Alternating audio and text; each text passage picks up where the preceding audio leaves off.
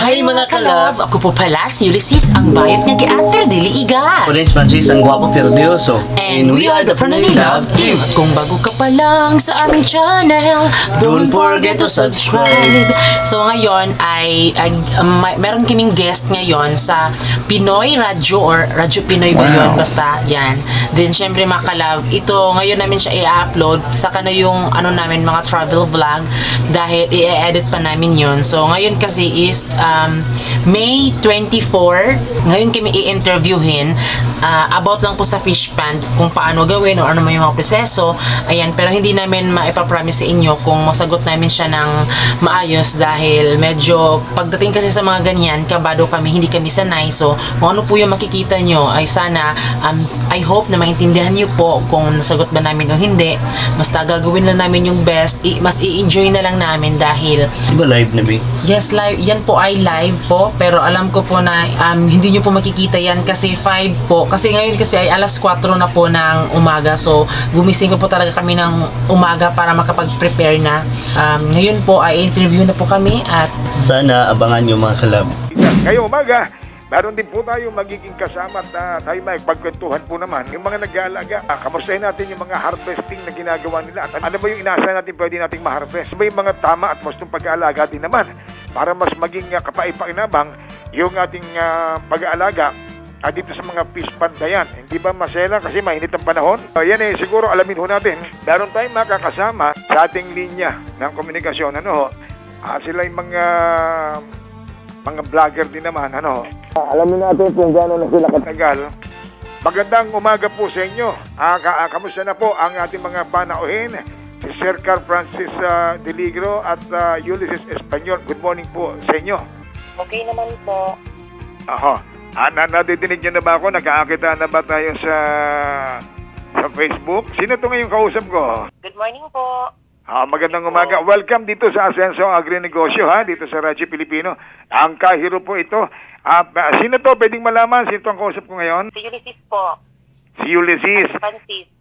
Dalawa kayo. Inaantabayan ako kasi kayo sa Facebook. Hindi ko pa kayo nag-a-appear eh. Inaantabayan ako kayo para makita ko kayo habang nag-uusap tayo. Anyway, nasan kayo ngayon? Ulysses and Francis, nasan kayo ngayon? Nasa bahay po ng mama ko. Wala po kami ngayon sa fish pond. Nasa ang lugar kayo ngayon? Yan, nakikita ko na kayong dalawa. Nakikita ko na kayo. Nasa kayong lugar ngayon? Sa Agusan del Norte po. Saan? Sa Magallanes, Agusan del Norte. Magallanes, Agusan del Norte. Kayong dalawa, nandyan ngayon? Yes, yes po. Okay.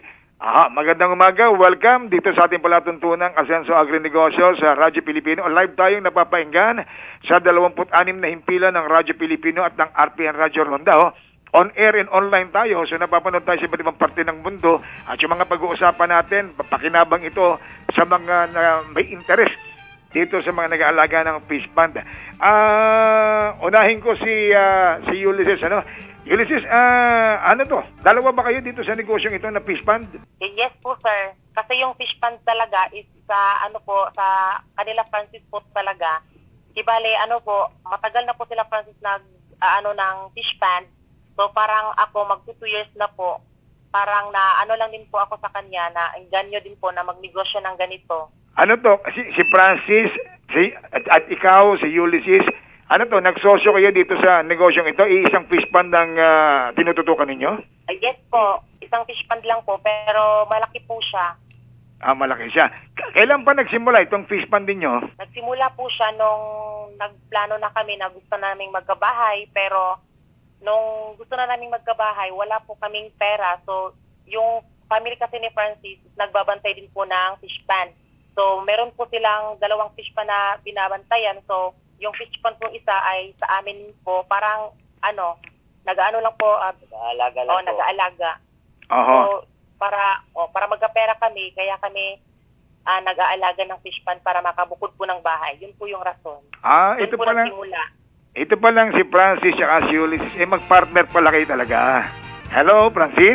Yes po. Magandang umaga sa iyo. Ikaw naman tatanungin ko. Mukhang ikaw talaga yung sa inyo yata ito eh. Pwede bang malaman, Francis? Ano ba yung mga alaga nyo dyan sa inyong fish pond? Yung tilapia at yung lukon at yung crab. At nakikita ko dun sa video nyo, mukhang nag-harvest na kayo eh. Ano ba ang panahon ng pag-harvest dito sa mga fish pond ninyo? 4 months. 4 na buwan na inaalagaan. Oo. Oo. Okay. Tilapia, tilapia, ano ba? Maliban sa tilapia, ano pa alaga nyo? Tilapia, alimango, lukon. At yung bangos. Lukon? Lukon sa Bisaya, Tagalog, sugpo. Lukon, sugpo pala ang tawag nito. Okay. Oo. Ano to, sabay-sabay ba nito? Sabay-sabay ang pag-aalaga bang ginagawa riyan? Sa amin kasi, kapag naglalagay kami ng alimango, tilapia at saka bangos, ay sinasabay po namin. Pero sabi po nila, dapat hindi daw sabay-sabay, pero sinasabay po namin, sir. Oo. At pagka sabay-sabay nyo na inaalagaan yun, gano'ng katagal bago kayo mag-ani? Within 4 months po, sir, una namin nilalagay yung mga alimango. Tapos, pag 2 months na siya, doon na namin ilalagay yung mga bangos, tilapia, ganun po. Gano'n. Hindi ba nag-aaway-away yun? Hindi po, sir. Kaso nga lang, na-experience na po namin na nung namatay po yung hipo namin, nadamay po yung lahat ng mga isda namin. Oo. At alimango po. Ibig sabihin kung may ganong mga namamatay, maselan ba na sila halo-halo? Paano ba yun? Dahil po siya sa, sa Ulan. sa ulan po, sir. Sa sobrang Palagi ulan? na pong ulan. Nung may bagyo po kasi, sir, nadamay po, sir, lahat ng mga alaga namin. Pero ngayong panahon natin ngayon, kamusta ang panahon dyan sa inyo? Sa Surigao ba kayo? Tama? Surigao? Agusan del Norte po, sir. Agusan del Norte. Kamusta ang lagay ng panahon dyan sa inyo ngayon sa Agusan del Norte? Okay naman po, sir. Hindi na po siya umuulan. Tapos meron na pong, init po. Hindi po kagaya noon talaga na nag-aalaga kami ng mga isda. So ngayon, yung mga alaga ninyo, okay naman at wala naman kayong mga na-encounter na problema sa ngayon. Sa ngayon, sir, wala kaming hindi muna kami naglagay ng ng mga isda dahil kaka-harvest lang namin. Pero nung naglagay kami ng mga isda, ang problema po dito is madami pong nangunguha ng mga alaga namin. Sino nangunguha ng mga alaga ninyo? Tao rin o may mga ibang Yes po. Mga tao din po, sir, pero hindi namin sila kilala kasi naka-mask sila ng t-shirt ko, ibalik sa kanilang ulo para kapag nanguha sila, hindi sila nakakilala, sir. Bakit Po hindi? yung nila, parang technique, para hindi ko sila mahuli kapag nangunguha sila. Hindi ba ito nababantayan? Wala ba nagbabantay dun sa fish pond nyo? Meron po, sir, yung papa po ni Francis. Pero may mga nakakasingit pa rin. Yes, sir. Ulysses, bali ilang klase inaalagaan nyo? Nasa 4 ba? Iba-ibang klase, 4 yan, ano? Tilapia, tugpo. Tilapia, bangos, alimango, tugpo, hipon. Yan po, sir. Gano'n naman karami? 5. 5 klase. Gano'n karami yung mga nahaharvest ninyo? Depende sa makuha. Karamihan, nasa ilan? Halimbawa, nakahuli ka ng alimango, nakahuli ka ng sugpo, ng tilapia. Sa tilapia, nasa gano'n karami yun? Noon kasi, sir, nung nag-harvest kami, 2 baldi lang po. 2 baldi kasi yung iba po kasi namamatay po siya. 2 baldi po. Binebenta ninyo o sariling gamit lang? Binibenta po sa kapatid po ni Francis. Sino, bali ang nagtayo ng fish pond na yan, itong si Francis, yung pamilya niya? Yes po, sir. Noon kasi, sa kanila po talaga yung fish pond na yan, nila Francis. Pero noon po ay parang binibenta na lang po yung lupa po. Yung alaga ninyo, yes po, sir. yung alaga ninyo dyan sa fish pond, alaga nyo sa fish pond, nasa 5 klase, sabi nyo, di ba? Meron ba kayong, anong klaseng pag-aalaga ang ginagawa? Meron ba kayong pinapakain sa kanila? Paano bang mga ginagawa rito? Pinapakain namin sila, sir, yung tinatawag na floater. O yung mga isda. Isda. Sa maghapon, ilang beses ang pakain sa kanila? Umaga, tanghali, hapunan, ganon? Siguro, sir, kapag sa isda po, ang mauubos siguro in 1 week, maubos na isang sako po. Hindi ba mahirap? Hindi ba magastos yung... Magastos po, sir. Magastos din? Magastos. Kailangan talaga kapag naglagay ka ng sa fish pond, dapat ibuhos mo talaga lahat ng mga pagkain talaga, tapos walang limit po talaga para magkaroon po ng income talaga na malaki. At doon sa loob ng 4 na buwan na yan, nasa magkano ang ginagastos nyo? Siguro. Maabot na magkano rin? Ulysses, nasa magkano yung gastusin nyo sa... magkano nagagastos ninyo yung mga pakain doon sa mga alaga nyo sa fish pan sa loob ng 4 na buwan? Mga 15,000, sir. 15,000 po. 15,000. Tama ba? Opo. Aha. So yung 15,000 doon sa 4 na buwan, nasa magkano naman na inaabot ng benta? Siyempre, babawas mo yung 15,000 para makita mo yung kita. Nasa magkano inaabot ng total sales ninyo, mga naibebenta ninyo? Nung na-experience po namin, sir, nung unang pag-harvest namin, kasi yun, emergency harvest po yun, parang wala ko kaming nakita. Aha. Nung sa pangalawa na po, nung naglagay kami ng alimango na lang po kasi yung nilalagay namin, hindi na kami naglagay ng isda.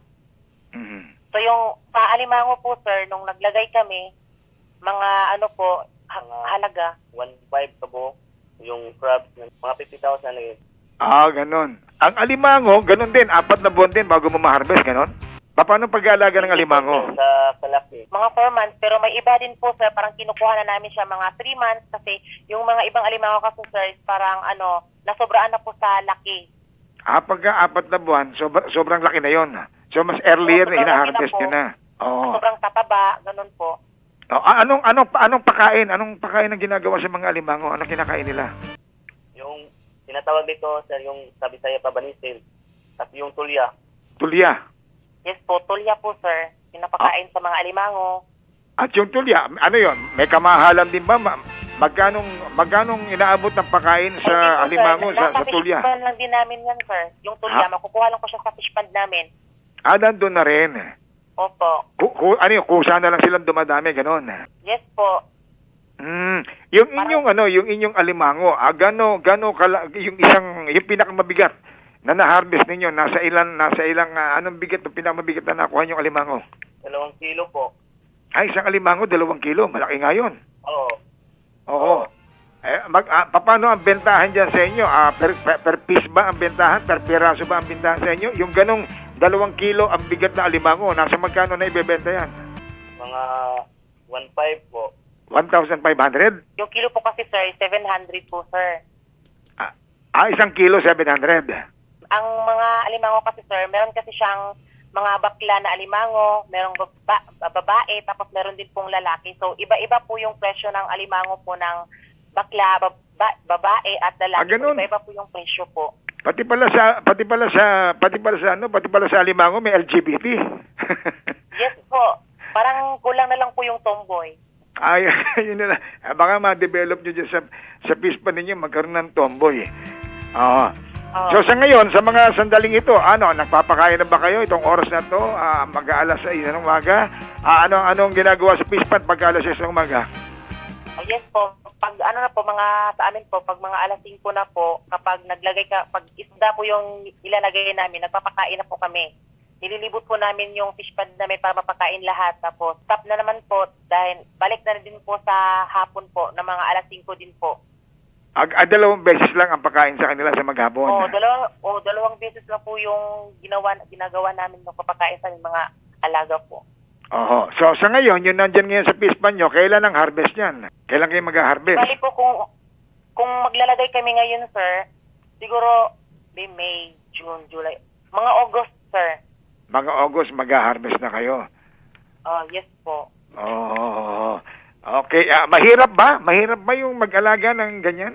Yes, sir. Sobrang mahirap po talaga. Dapat talaga nakafocus ka lang talaga sa fish pan. Mhm. Dahil parang wala kang tulog dahil kailangan mong sakripisyo po sa fish pan. Kasi kung hindi ka po mag-focus ng ganyan, parang mawawala lang, parang bula po yung... Ganun. Ay, yung YouTube subscribers nyo, ang laki, kulang-kulang 250,000 na. Facebook page nyo, nasa kulang-kulang 90,000 likes. At yung mga followers nyo, kulang-kulang 270,000 ang mga followers. Paano ba kayo nagkaroon ng interest na pasukin ng YouTube? Paano kayo naengganyo at kamusta naman ang tinatakbo nito ngayon? Naengganyo po kami, sir, nung nakita na po namin sa ibang mga sa ibang vlogger din na nagva-vlog na po sila. Yun nga po, dahil yung rason lang po namin is magkaroon kami ng bahay. So lumipat po kami doon sa fish pond. Tapos napag-isipan po namin na what if i-content po namin yung ganong buhay dahil napansin namin na parang ang nakikita lang namin is medyo mayayaman po yung nag-vlog, tapos tinatry po namin na sa fish pan. So, nagulat na lang kami na nag-boom po. Mhm. Ayan, so parang ginagano lang po namin, pinagpatuloy na po namin ni Francis yung pag-vlog sa fish pan po. So naging inspirasyon lalo sa inyo yon. Opo. Aha. Sige, Francis at Ulysses, medyo kapos na tayo sa oras. Maraming salamat sa pagbibigay pagkakataon nyo dito sa Asenso Agronegosyo, ha? Sa Radyo Pilipino, live tayo on air and online. Napanood kayo sa iba't ibang parte ng bansa, maging sa ibayong dagat. Baka meron kayong mensahe, baka meron kayong gustong sabihin sa mga nakikinig. Nasa inyong pinal na pananalit at pamamaalam, Sir Francis at Sir Ulysses. Sa gusto pong magnegosyo, kailangan nyo lang po talaga ng effort. Then, syempre, kapag nag-negosyo tayo, hindi ko lahat agad-agad makukuha natin yung gusto natin. So, kailangan po talaga natin paghirapan. So, dadaan muna tayo sa hirap bago natin makuha. Ayan. So, sa mga nag-YouTube din po, kung meron kayong ganyan, pwede nyo pong i-content yan dahil mas nakakainggan nyo din po sa mga ibang nanonood na ito yung gawin, ganyan, dahil maganda po ang content na ito. Yan po. Okay. Maraming salamat, Ulysses Espanyol, maging sa partner mo kay Francis Deligero, ha. Alagaan yung mabuti yan, ha, para sa ganun, pag naligo kami dyan sa Agusan del Norte, makita namin masisigla, matataba yung mga alaga nyong alimango, ha. Po. Sige. Ay, maraming salamat, ha. Maraming salamat muli sa inyo at asahan ninyo sa susunod na mga pagkakataon, tatawag at makikibalita sa inyo muli ang Asenso Agronegosyo para mabigyan nyo pa rin kami ng karagdagang kaalaman at mga impormasyon sa inyong mga pag-aalagang sinasagawa dyan sa inyong fish pan. Maraming salamat ulit, Sir Francis, Sir Ulysses, maraming salamat. Magandang umaga. God bless. Salamat, Stay safe sir. po. Ingat Salamat po kayo, ha. po. Maraming salamat. Thank you po. So yun mga kalab, yun na po yung aming interview at syempre halatang kabado talaga kami. Yun nga sa sinabi namin dahil hindi kami sanay, so I hope na maintindihan nyo po yung mga sinasagot namin doon. Yes, totoo yun, mga kalab. Oo, then syempre unexpected din po yung mga tanong doon dahil urada-urada po. Ayan, sana po naintindihan nyo po. So, ayan, dahil tapos na po tayo sa guest sa Pinoy Radio. So, ngayon mga kalab, abangan niyo po yung vlog namin na travel vlog dahil inisponsoran po kami ni Madam Tutsi. Ayan. So, din syempre, thank you din po sa Radyo Pinoy na nag-imbita sa amin. Ayan. So, maraming salamat po sa inyo. So, ngayon mga kalab, magpapaalam na kami. And then, syempre, bago kayo umalis, please don't forget to subscribe our YouTube channel at kami ang Family Love Team na nagsasabing dapat love lang. Mesod ko, ni mong higugmaon kay sa